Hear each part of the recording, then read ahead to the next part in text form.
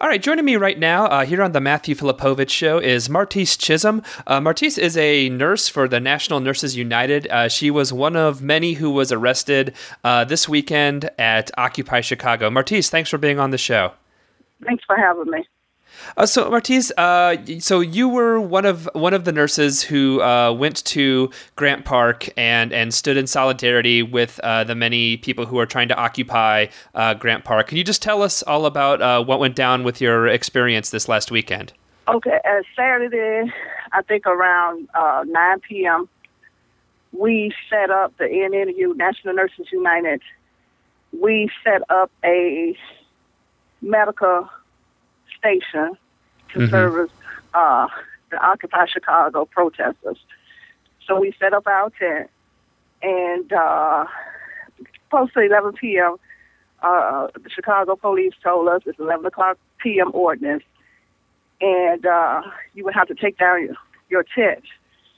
And we made a decision, as long as the protesters were there, we would leave our station up so that we could service the protesters.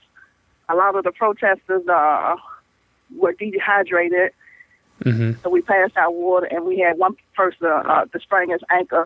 So we were there to provide medical attention to the protesters, and we would not leave them as long as they were. Wow, that's amazing. And so the cops eventually did move in and start arresting people. And so tell us about that experience, because they actually arrested you guys as well. They actually arrested the nurses, which is horrible. So tell us about that whole experience. So what happened, I don't know the time, but it was like after 11 p.m., the Occupy Chicago protesters, because they demanded that we take down our tent. And the protester was like, don't touch the nurses, don't touch their tent. So they surrounded the tent. And the protesters stood up with us to demand to leave the tent. So they surrounded the tent, and we were inside the tent, protecting us.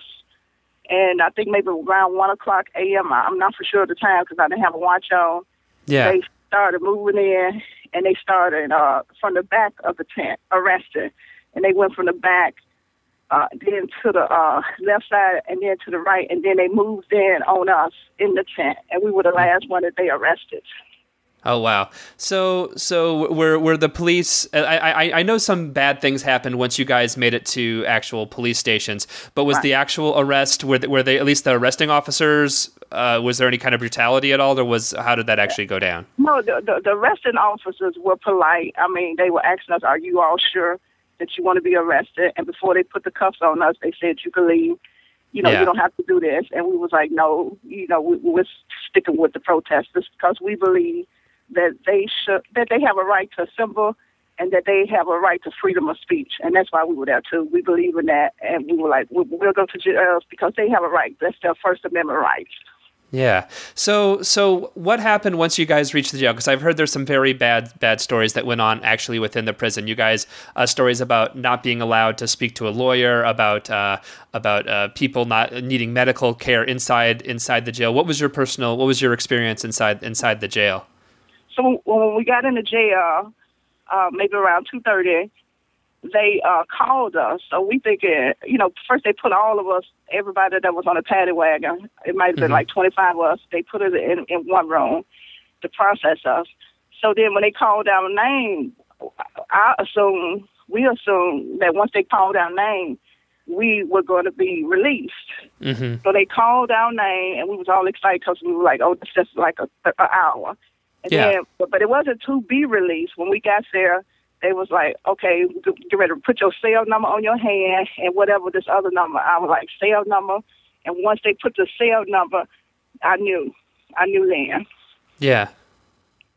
And then once we got in the cell, we thinking that we would be released like at 7 in the morning, like the last group. And then 7 went from 10 to 12. And then after 12 o'clock, we became concerned. And then we started requesting to talk to our lawyers. And what we noticed is they let the Occupy Chicago people, the protesters, they let them speak to their lawyers. But for the nurses, they denied us. Did they give any type of reason, or they just flat out just said no? What did they say? Did they say anything at all? they were like, not now, not now. They just kept walking past us, ignoring us. And then, like, the male officer, we could see that he was letting the male prisoners and protesters talk to their lawyer. But on the female side, it was like, we were the nurses. They were like, no. They were just ignoring us. And we were beating on the door, and we was beating on the door, and they were ignoring us, and we was beating so loud. And, you know, once they ignored us, we just stopped. Yeah. So that was around noon when they started letting some of the other people out. What happened? Like, when did you actually get out, and anything happen else in between that time and when you were actually let out? Okay, so what happened was when we started seeing, you know, other protesters leave, and we were like, give us an update, you know, why we're not leaving, because we know it doesn't take that long for fingerprints, because they were like, well, you're here up to the fingerprint. It could take anywhere from 24 hours to 48 hours. I'm like, people think they were fingerprinted after us, so why are you leaving us here? And then that's when we realized that this is bigger than the protester. It was against the nurses. And that's why we was trying to call our lawyer, and so we just stuck it out. And then they kept ignoring us. And then at 9 p.m., it was getting cold in the cell, and we requested our mattress back because they took our mattress at 8 o'clock in the morning.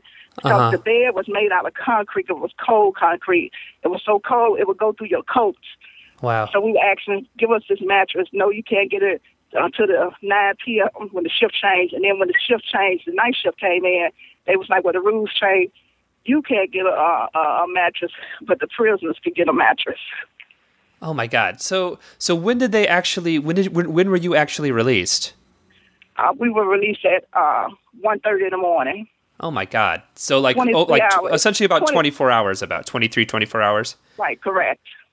Oh, unbelievable! And do you feel that? Like, I mean, it seems that they were definitely trying to intimidate the nurses into helping these protesters again. Do you feel that that's what was going on? Right. I felt that we were left 23 hours, and I feel that they would have left us here 48 hours to break us, you know, to stop us, you know, cause at 8 p.m. I couldn't take it. I was like, okay, if you don't want us to put up the tent, we won't put up the tent. Just let us out. You know, I'm thinking to myself, you know, no more tents because I can't go through this. And then at 10 p.m. when the officer came and talked to us like that, I'm like, we're not going to let you break us. If we have to stay here 48 hours in the cold, that is what we're going to do. Yeah. Well, I have to tell you, Martese Chism, thank you so much for putting you and your other fellow nurses for putting your bodies on the line for free speech and for justice. It is a crime the way the Chicago police have treated you. I hope you guys are taking legal action, and hope you've been talking to lawyers, because this is something that really there needs to be consequences for what happened to you guys. Right. But we have because our court date is November 15th at 2:30 p.m. So we have been talking to our legal team. Yeah. Well, thank you, Thank you for taking the time and being on the show, and thank you for what you're doing. And some solidarity from all over the Occupy movements over the country. So thanks for your time, and thanks for being on the show. Thank you all, and thank you all for supporting the nurses in Chicago Occupy.